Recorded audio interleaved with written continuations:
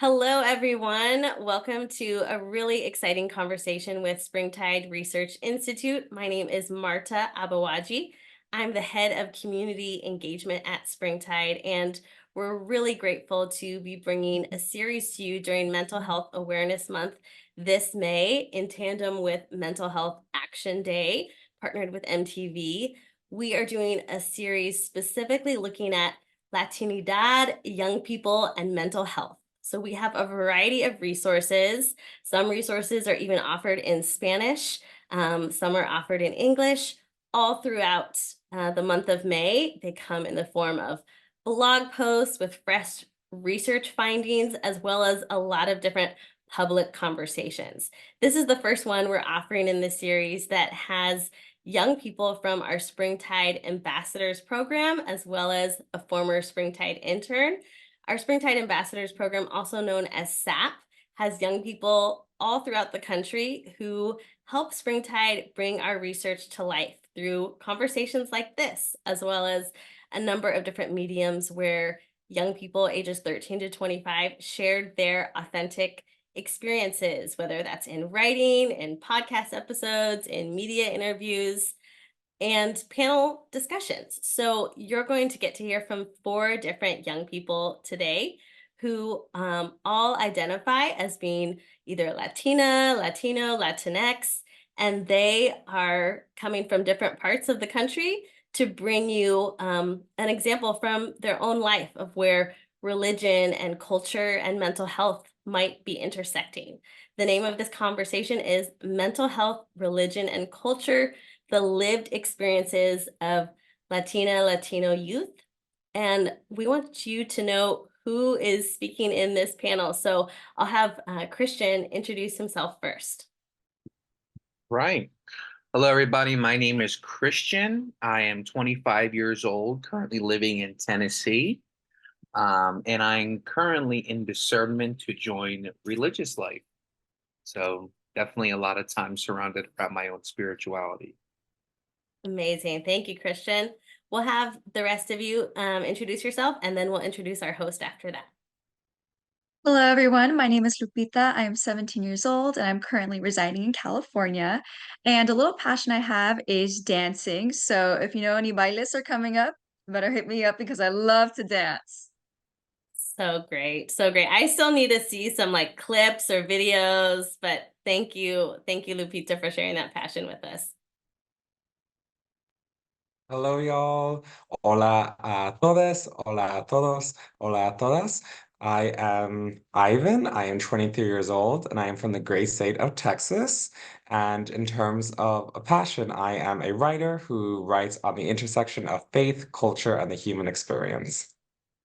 So great to have you, Ivan. Thank you for being with us today. Hi, I'm Mirelia. I am 16 years old. I also live in California, and I'm a very artistic person, so I really like theater, and I also enjoy writing poetry. Love it. We have some artistic folks in the mix here for sure.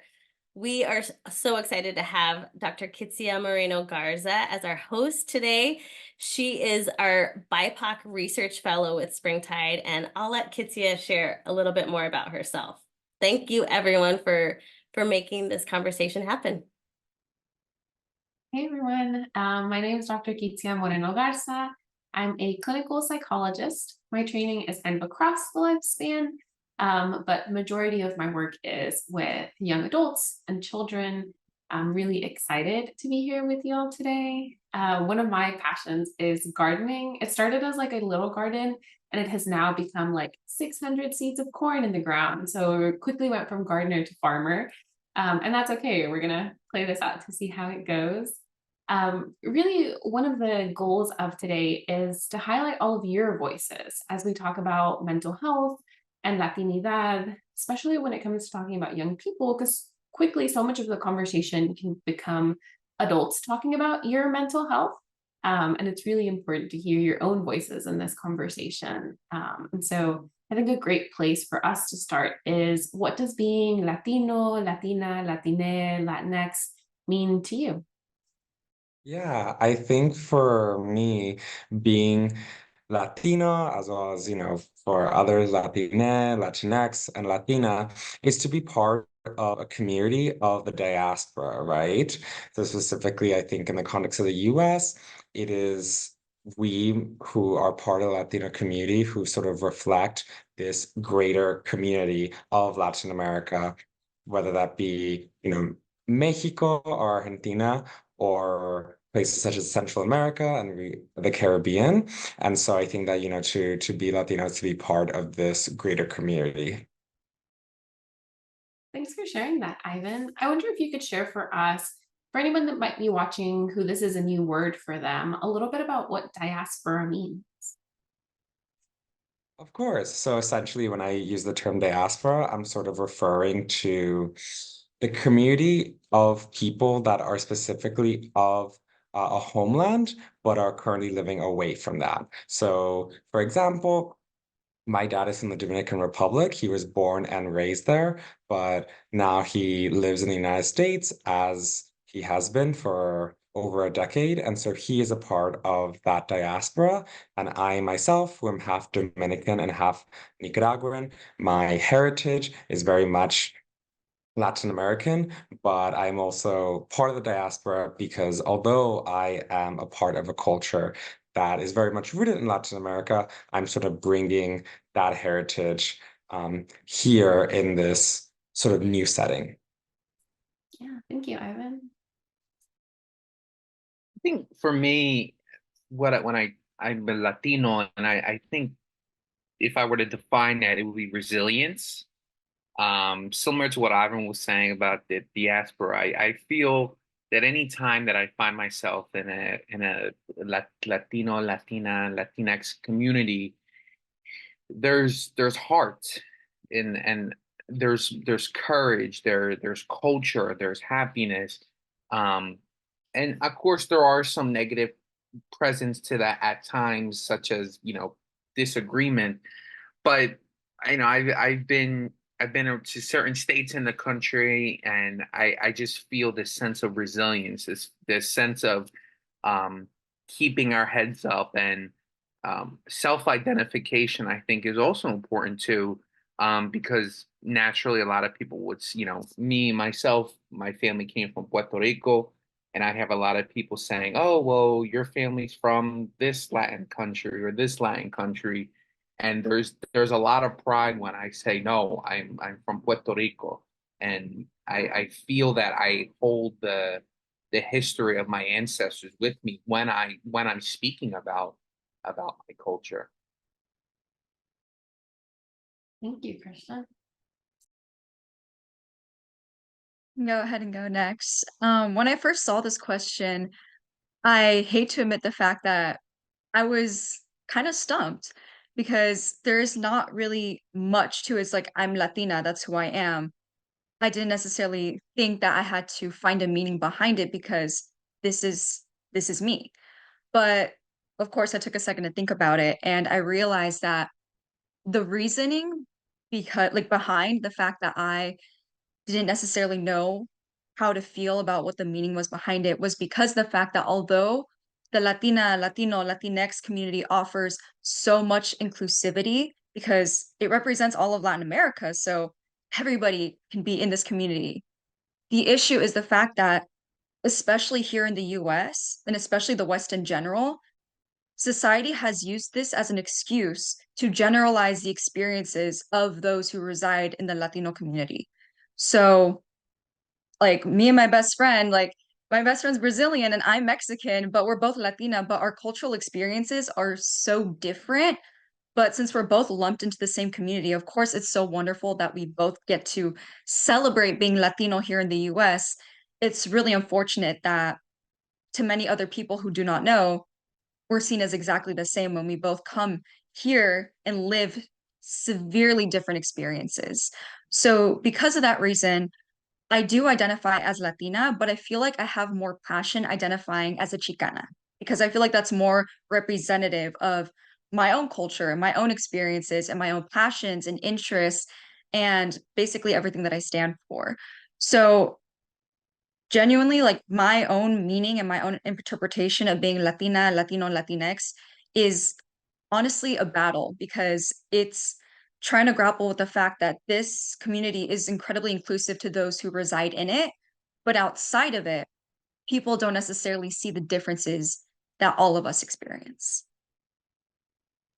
Yeah, thank you so much for that insight, Lupita. I think you're touching on something that we really ran into when we were not just creating this week, right, to talk about mental health, but also even when it came to research, like what language to use, because you were touching on something that we had to reflect on a lot too, and that I've had to reflect on in my clinical work as well, which is the fact that a lot of times people get erased from the research because there's such a shift in language and people get lumped in research because sometimes we only choose one word to use when it comes to who we survey, like only using Hispanic or only using Latino, which I think touches on your point that sometimes these things become not actually representative of each individual person, making broad generalizations, and that's not helpful. And it's not helpful when it comes to clinical work either, because we can't assume that what's going to work for one person is going to work for another only because of this label that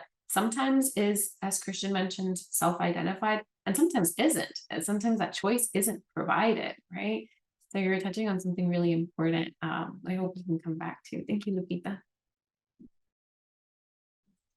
For me, it means like having pride in your culture and where you came from, and really being a part of your culture's traditions, their different practices, just being rooted in that. A lot of my family's holiday traditions are things that are specific to other Mexican families. Like growing up in school, I didn't have a lot of other Mexican people. So I thought it was just me that did those things, and my family was just like the odd one out. But like experiencing more diversity and more people made me realize that it's other people, and it made me really proud of who I am as a Mexican person.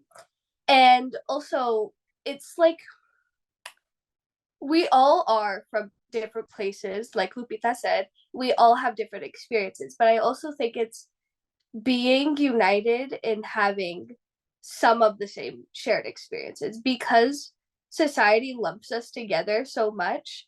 I think that we can all have a lot of the same struggles, which causes us to have some of the similar characteristics, like Christian said, being resilient, being strong, and really willing to like fight for what we want. Oh, thank you, Mirelia.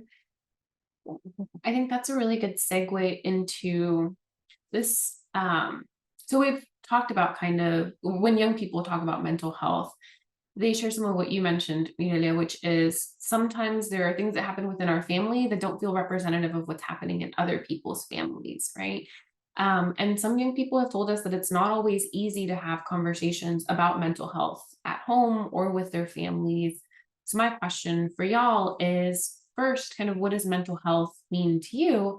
And two, how easy or hard is it to talk about mental health in your family? Do you feel like mental health is more stigmatized in Latino, Latina communities, or is it kind of about the same as other communities?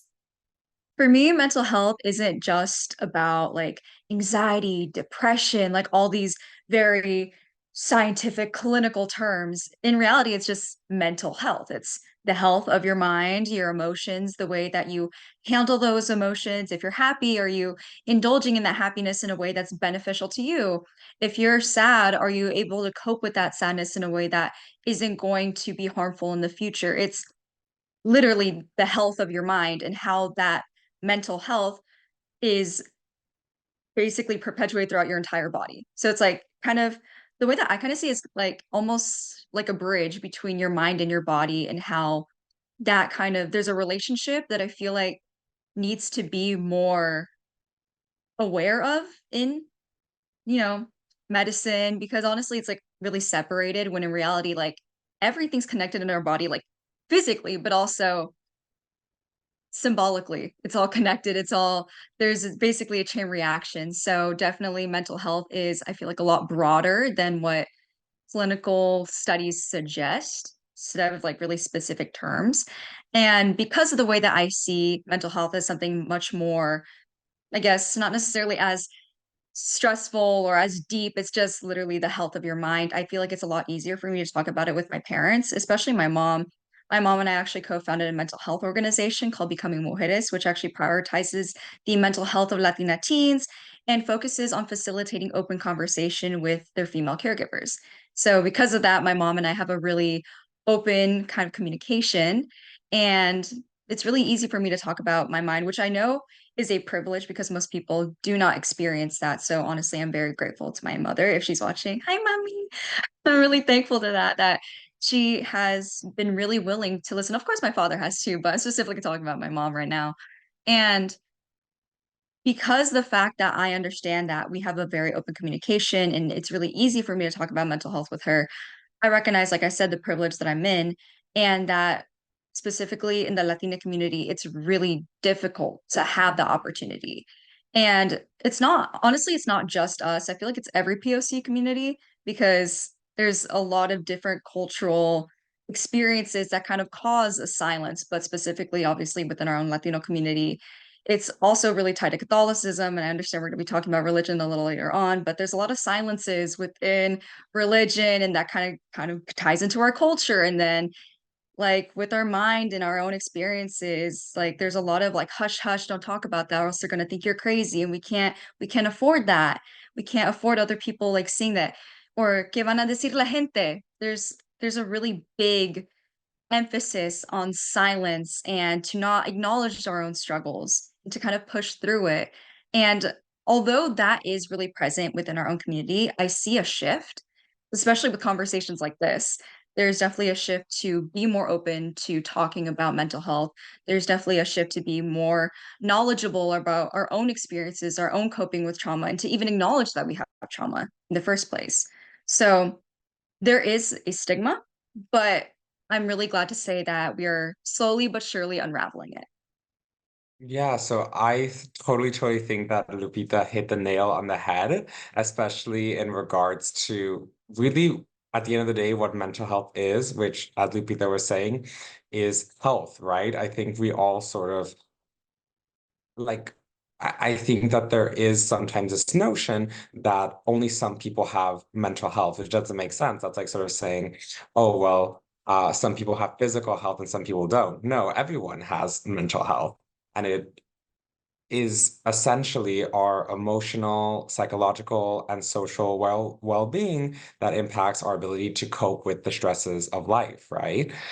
Therefore, a good mental health allows us to both survive and thrive. And I think, of course, some people are going to have good mental health, some people are going to have bad mental health at any given time. So just as some people might have better physical health at one point in time compared to another, just as some people may have physical illnesses such as diabetes, there are people who will have mental illness, such as bipolar disorder, for example. But at the end of the day, we all have mental health just as we all have physical health that very much need to be considered and taken care of. And I think when it comes specifically to the Latino and Latina community, I think there is a stigma present, right? I think that typically there's this idea among the community, among fellow community members, that to have a bad mental health is to be ungrateful, right? And I think specifically this sort of idea of, well, we worked so hard for you, we're part of this marginalized community. For some, members of the community, we immigrated, came to this country, and here you are complaining, I know specifically for my parents who are half Dominican, so I'm half Dominican and half Nicaraguan. Both of my parents immigrated to the US when they were in their early 30s. And I know for them, it was sort of hard to hear a lot of young people talk about mental health because that's something that was seldom discussed, right?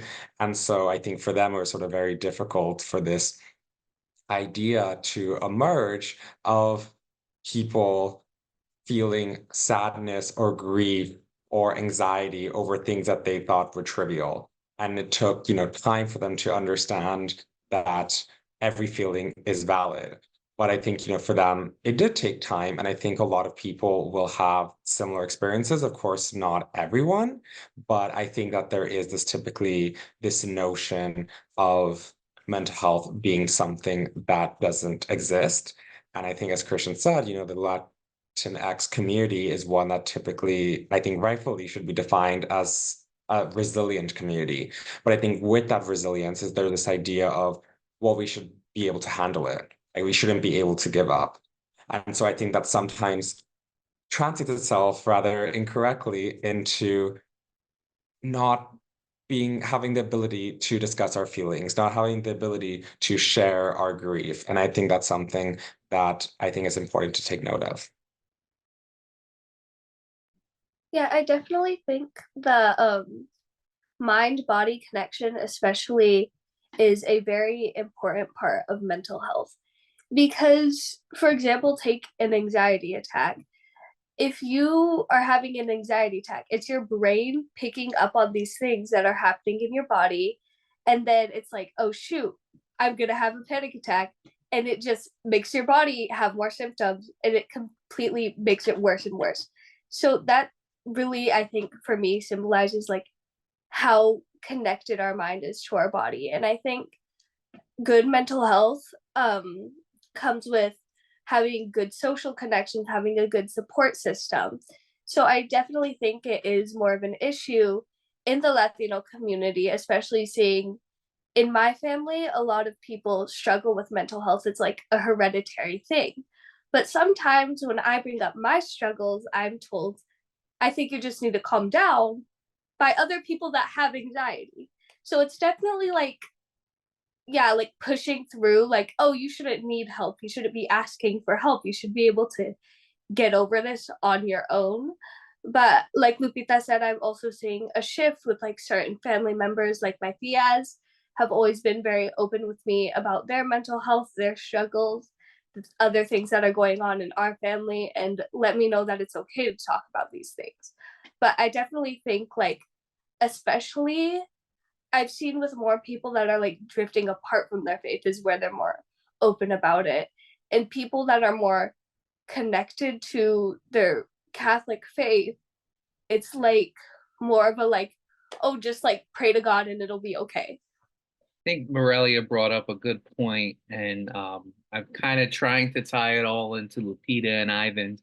But Morelia concluded on a good point about, and I know we'll get more into spirituality and faith later. But I personally, as someone who is discerning religiously, I had been told, oh, just pray about it. Even within the last 2 years, I asked my father for some help. He goes, oh, just pray about it. It's a lot easier said than done, Dad. Like those are the words that scream out of my chest. But I think it's important that the it's all about experience. And I feel like to me, if my dad were to tell 13-year-old me, oh, just pray about it, I would cry more because I don't know how to do that. But again, through experience, through kind of stepping outside my own comfort zone, I have learned that it's not just about praying to God that you are able to, calm yourself down. It's really about breathing techniques. It's about kind of writing down what's bothering you, putting that physically putting that on a piece of paper so you were able to kind of, reorganize your mind and your thoughts. It's not that the anxiety leaves, it's that you are able to stand tall with it. Again, the resilience piece that I had mentioned. But to answer some of the questions, I'm reading a book right now that discusses PTSD and other mental health struggles and how it affects the body. And I've come across many examples on how people literally are having physical distress. I'm reading a story about a woman right now who's starting to lose her sight because she had a traumatic event that happened to her when she was a child. Um, and to tie that into my own background, um, through my mental health struggles I had when I was in my early teens, I have noticed that they have come back later on in my life. More so the how I am with my own with quietness, with stillness. And through my own seeking of therapy, I've learned to hinge on that, to use it more as a superpower, my own character trait, than, let's say, a negative context of my life. Now, when I do bring up mental health to my family, it's not the fact that it's like, oh, you can overcome it. It becomes more of a, okay, but we don't talk about that. And I feel like we've had that in the last couple of years, especially when as this mental health has become more prevalent, or not even prevalent, but more popularized in our society. But it's the idea of not talking about it, and that quiet moment, kind of putting those two together. It's like, oh, I cannot live like this. I've had the usual, my father, very macho, very like, oh, you're a man, you should be able to take this, so on and so forth.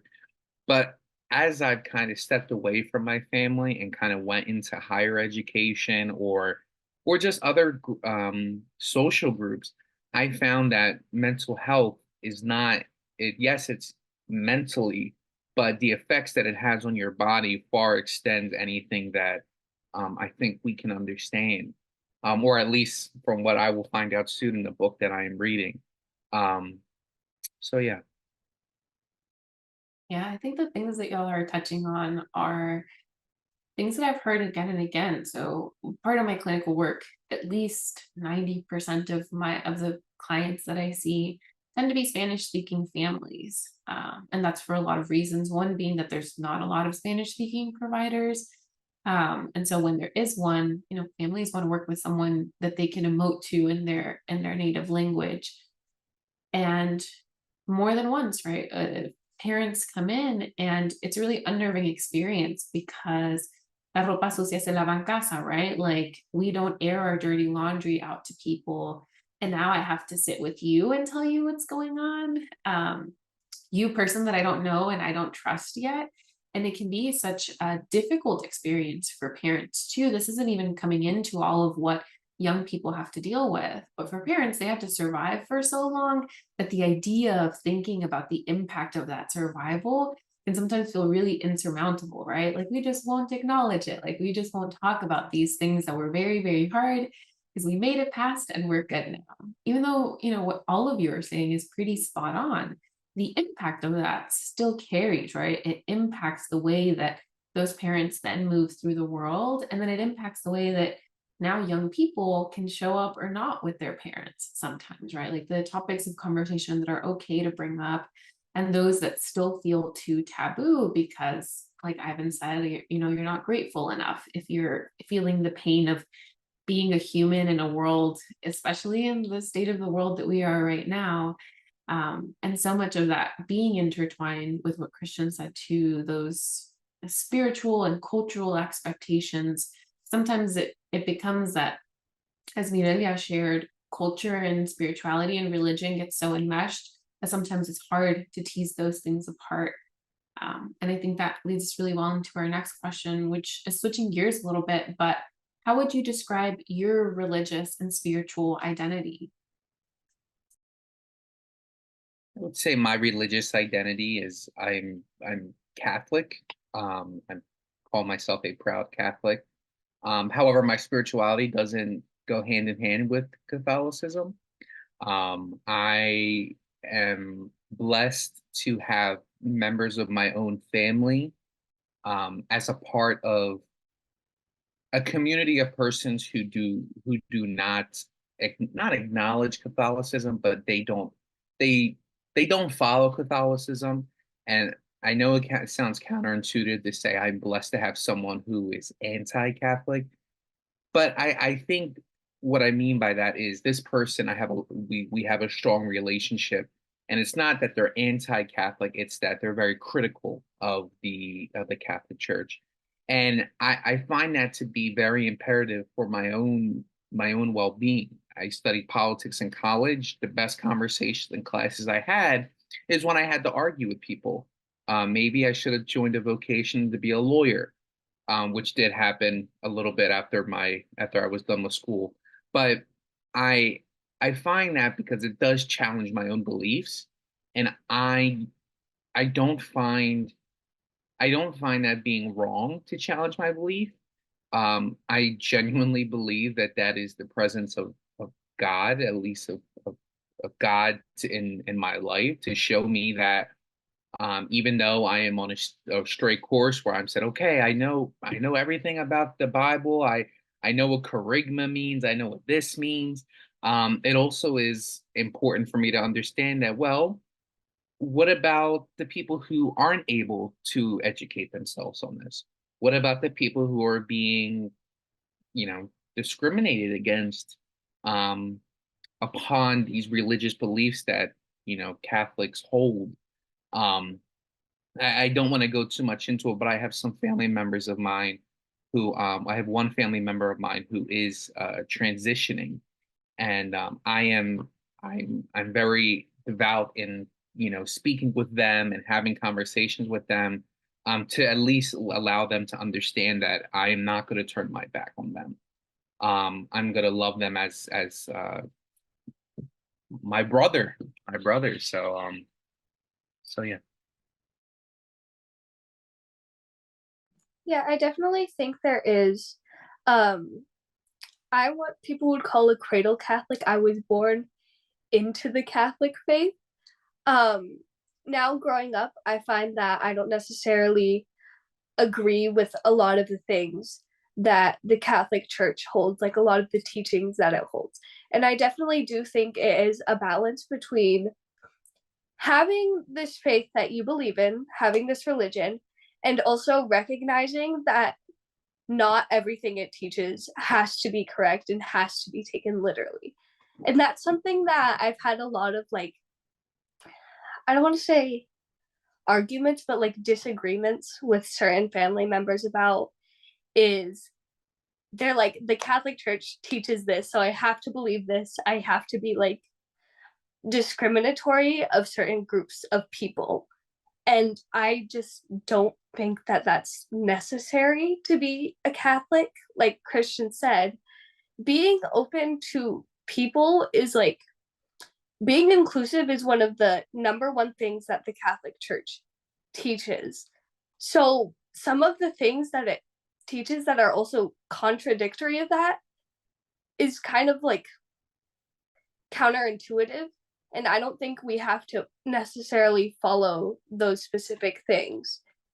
Um, I've gotten like away from the Catholic faith as I've gotten older, like I said, but I definitely do think that part of it is because of like the counterintuitiveness of the teachings and also because of my experience with family members taking it so literally.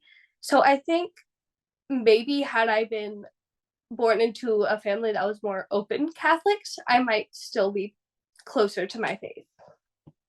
Kind of like I agree with everything that has already been said. For me personally, I am a like I'm a devoted. I'm a devoted Catholic. Like I said earlier, my name is Lupita, but it's only my nickname. My like legal like name that I was given by my parents through the church is Guadalupe Tonatzin. So the Catholic faith is like super ingrained into my own life. It's ingrained into my name, and with good reason because honestly, Mirelia said, there's a lot of hypocrisies within the Catholic Church. Like there's a lot of stuff it's like, come on, man, like what are you thinking? Like what are you saying? Like what you're saying, like that you're saying that you're inclusive, but you're discriminatory towards communities like the LGBTQ plus community. Like, how can you say that you're loving of everyone when you clearly are calling these same people that you love like sinners? Like it's incredibly discriminatory. It's incredibly rude, and honestly, it's un-Catholic to be acting that way. Like it's like I said, it's very hypocritical. And the reason that I'm still Catholic is because I personally am very progressive. So I would call myself, I guess, a progressive Catholic. I don't know. I feel like there's like probably something in that term that might not necessarily be great. But however, like I was saying, I definitely am a lot more progressive. I denounce all of those hypocritical ideologies that are very discriminatory, like I said before. But the reason that I still continue to be Catholic is because I want to be a voice for those people that are not represented within the Catholic faith. I want to be, I want to basically use my voice as an opportunity to bring justice to all those people that have been hurt by the Catholic Church. And as time and time like goes by, there's definitely also a small but noticeable shift within the Catholic Church that is leaning to be more progressive, that's leaning to be more inclusive. And a lot of my family members are also making that shift too. Like I said, my parents are very progressive, my parents are very accepting, my grandparents are also they're more accepting in the Catholic Church, which is super great to have, especially like and this is saying like my grandparents that immigrated from Mexico are also being progressive. So if they can do it, all of you who are continuing to have that closed-minded mindset can do it too. It's not impossible. There's it costs $0 to be kind. It costs zero to be nice. It costs zero to be inclusive. So it's not impossible to make that shift. And that is why I continue to be Catholic because I know there is a possibility to bring kindness to those communities that have been hurt by the Catholic Church. And that's why I still identify with it because I want to help make that change. Yeah, it was just so incredibly beautiful to hear y'all speak about your own spirituality. I think yes, it's beyond wonderful to hear. I personally identify as Catholic, and I like to think that I'm a devout Catholic. More specifically, I'm a practicing Catholic, which means that I adhere to the precepts of the Catholic Church. So I go to Mass every Sunday. I go to confession at the very least once a year, etc. But moreover, I am a huge follower of Ignatian spirituality, which is this idea formulated by Saint Ignatius of Loyola. And this specific theology emphasizes the idea that God can be found in all things, from the conversations that we've had to the sunsets we see in the sky. God can be found in all of these things. And I think this idea has helped me beyond words, genuinely, especially as I get older and older, as well as I am a huge fan of liberation theology, which is this specific theology in the Catholic Church that emphasizes the poor and the oppressed, and more specifically, this idea that Jesus Christ himself came down for, of course, everyone, but with a specific emphasis on the marginalized in every sense of the word, which is something that I find incredibly beautiful. But moreover, I think it makes me proud to understand that liberation theology was something, or it continues to be something that has been very much advanced, for lack of better words, or formulated by Latin Americans, Latinos, and Latinoamericanos. Specifically, you have people like the Peruvian Dominican priest, Gustavo Gutierrez, who very much, push this idea that Christ came for the marginalized. And then we also have people such as Ernesto Cardenal, who for me, I have a strong attachment to his works. He was a poet as well as a social activist, a political activist, and specifically with him, he was Nicaraguan. I am half Nicaraguan, so I think that having people like Ernesto Cardenal and others, whether these people were alive in the past or continue to still be living, I think that this idea that Jesus Christ came deliberately as someone who was poor, as someone who was oppressed in what was seen as like a backwater part of the Roman Empire. I think there's a lot of sort of beauty that could be found within that. So the short answer is I'm a practicing Catholic, and I think that the longer answer is I'm a Catholic who likes to believe that there is a God who cares about every single one of us and who sees every one of us, even though we might not be able to believe that at times. It's so wonderful getting to hear everybody's different experiences, right? Like even just in this room where everybody is with their own spiritual and religious identification. When you think about for yourself, do you feel like your cultural, spiritual slash religious identities are intertwined with your mental health, or not really? Yeah, so I personally think that they're all intertwined. I think for me, my spirituality aids a lot in regards to my mental health.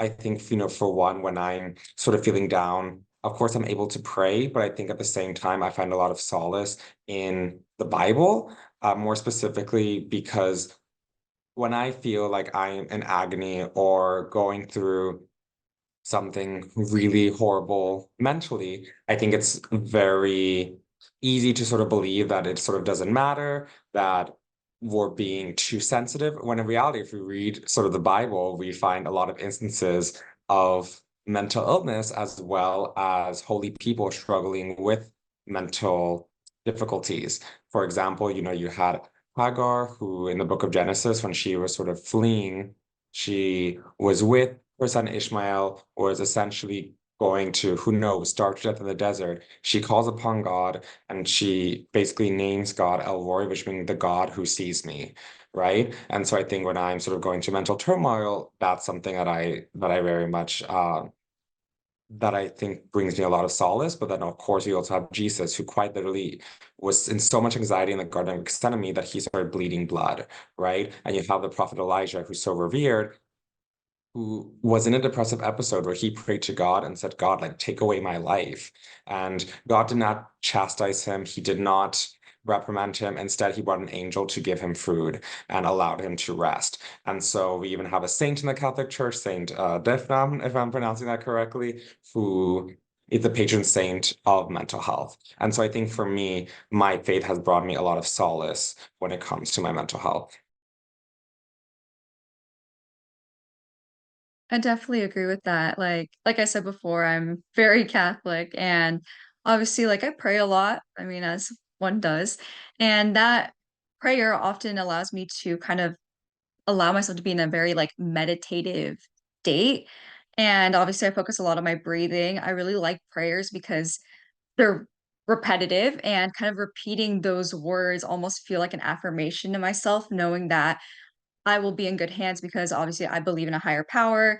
I pray to God, but I also pray to La Virgen de Guadalupe and Tonatzin, even though Tonatzin is not a Catholic god. She's an Aztec goddess or a Mexica goddess. And obviously, like I still pay homage to my indigenous roots because obviously we have roots that go beyond pre-colonization, obviously. So I do pray to those other indigenous goddesses. And when I do those prayers, it allows me to like recognize that there are people that have come before me and there are going to be people that come after me. And it's important that I focus on making sure that when I become someone that has been in the past for all the people that are come who are to come after me, I want to make sure that I'm leaving a legacy of positivity. And it's important to get through those moments of tough mental health, of that stress, anxiety, and kind of tying it back to my own religion allows me to recognize that there are spaces in which I can reflect and realize that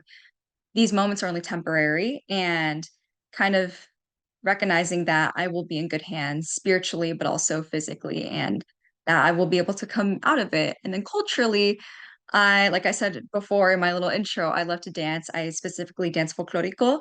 For those of you who do not know, you probably might recognize this, like the big colorful dresses that they go like that, and it looks like little rainbows when they move those dresses. So I often do that to kind of like de-stress because like obviously physical activity allows you to kind of like get that stress out. So that definitely helps me a lot. It's a lot of cardio. So that allows my mind to think about other things, focusing on the steps, focusing on the movements. And that really calms my mental health down and allows me to allow myself to be in a positive mental state. I kind of struggled a bit to answer this question, mostly because I, it was different parts of my life where I would say my mental health and religion, or I'm sorry, my own spiritual identity did not go hand in hand with each other. But I think the more that I think of kind of where I am at in my life, the more that I personally work at increasing my own spiritual identity, the more kind of understanding of my mental health I become.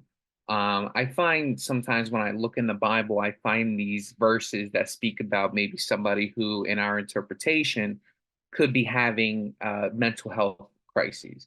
And I'm so shocked when I find this now that I'm 25, where let's say when I was 14 or 15, I was going to church every week.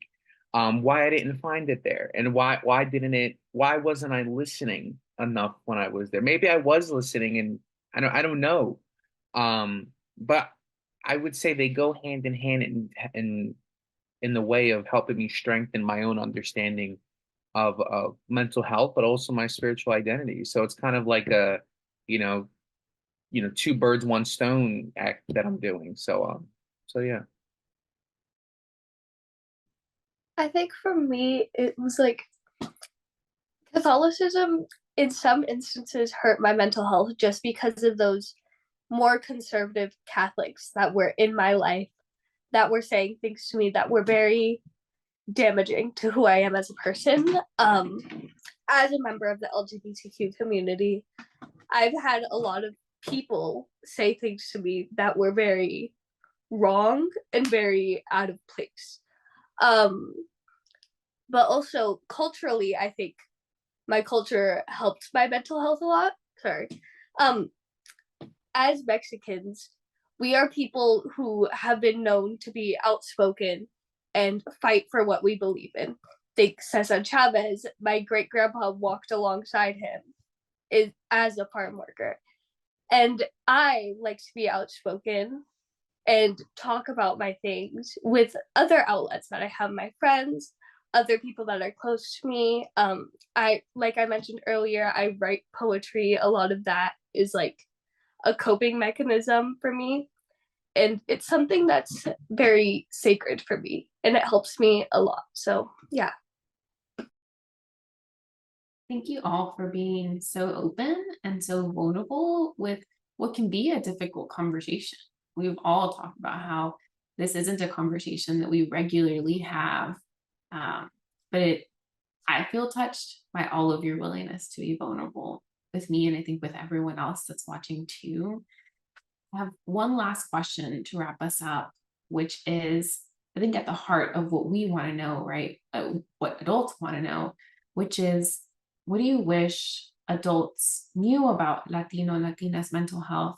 And how can adults support and care for young people's mental health? I think something that comes up a lot is that most of the older generations think that the younger generation is lazy or sensitive, or that we're not necessarily really focusing on being really hardworking the same way that they were, and that we're just coming up with excuses to not be happy, when in reality, all of you had the same exact struggles too, but el aguante was something that you guys were so passionate about that you basically forced yourselves to ignore it. And I think something that all adults should know is that we're basically taking the initiative to undo those silences and acknowledge the fact that our struggles do not take away from our capability to be strong. And in fact, our strength comes within acknowledging those struggles that we have. And just because we have those struggles does not make us weak. It does not make us sensitive, although, yeah, we do acknowledge that we're not always happy. So what? You guys aren't always happy either. Everyone has emotions, except we have just been able to be more in tune with them. And honestly, we recognize that there is a lot of mental health struggles that are occurring, especially in this generation with technology that we're having access to, and the fact that so much is being more accessible at such a young age. It's really affecting the development of the younger generations and the way that they handle mental health, the way that they handle their own coping, their own reactions, their own interactions with the world around us. And because of that, our mental health is not necessarily the best, but the way that you guys can help is by listening.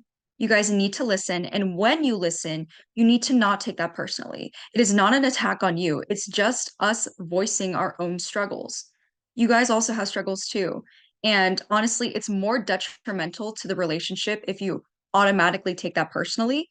You just need to, unfortunately, I hate to say it, and I know this sounds super disrespectful, but you guys got to stay quiet and listen. You just got to listen to what we're going through and recognize that listening is just, you got to understand. You have to understand what we're going through. And through that listening, through that understanding, your relationships will be better, your connections will be more interpersonal, and at the end of the day, everyone's mental health will progress to be better, but it all starts with listening. Yeah, I definitely agree. I feel like a quote unquote complaint I hear from older generations a lot is like, oh, now everyone has anxiety, now everyone has depression. It's not that everyone has it, it's just that everyone who has it now has a voice and is willing to talk about it and be more open about it. We are now creating a space where people can feel welcomed and not alone in their struggles. And I don't think they really understand that that's what we're doing. It's not us like pretending to do it because it's like a new cool thing or it's a trend.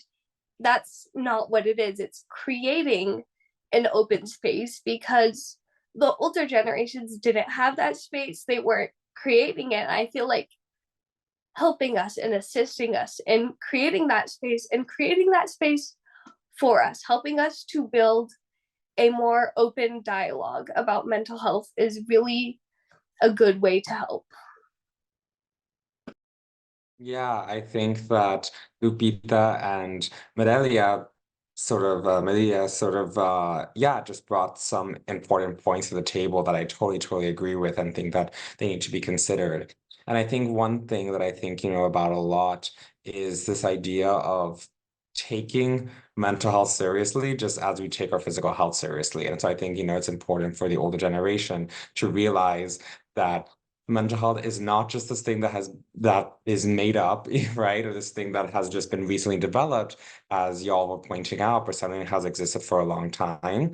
And I think that especially when we talk about mental health, to also have it known that mental illness exists, and specifically when it comes to mental illness, is understanding that, like any disease, and just as any illness can kill, so too can mental illness. And so specifically with mental illness, I want to tell the older generation, it's like, well, it's better to be overcautious, even if you think if someone's being sensitive. I think it's more important to hear them out than the alternative to happen, because you just never know what someone might be going through. And I think that specifically as Lupita was mentioning, is just listening. I think, a lot of times all of us in different points of our lives just want to speak and just want to be listened to.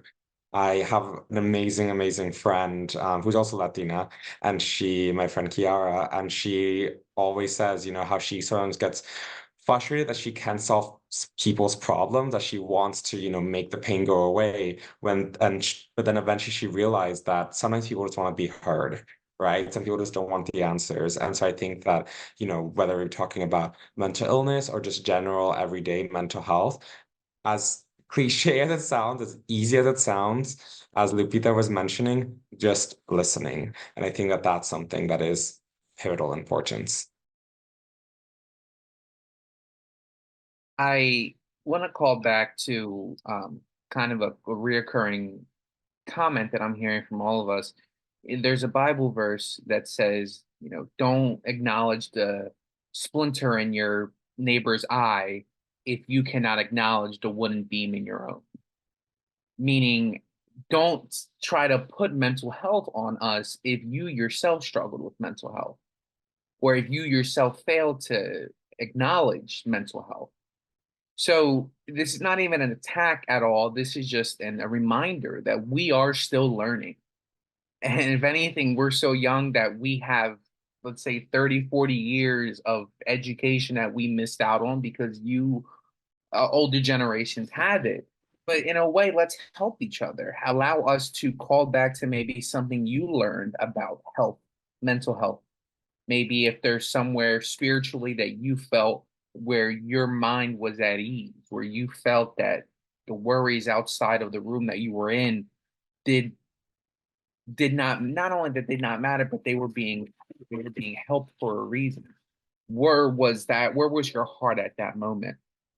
And finally, I just want to say, just don't give up on us. We might be taking one step forward and another step forward, but at the same time, we could be taking steps back. And I think that's important, that understanding that we are still walking. We are still getting our legs moving. We are not stuck in that one spot. Allow us to get to that finish line. And maybe there isn't a finish line. But at least walk with us on this journey. Such wonderful words that you all offered throughout this conversation, but especially in that last question. Thank you for bringing your authentic selves to this space. Thank you so much, Kitsia, for your thoughtfulness in crafting these questions and hosting this important dialogue. We are so grateful to have Christian, Ivan, Lupita, and Morelia's input here. We recommend everyone looking at the resources we are offering in this series to find even more ways to support the young people in your life and in your community. You can find those all at springtideresearch.org. Pay attention to our blog where these findings and actionable insights will be hosted. Thank you again.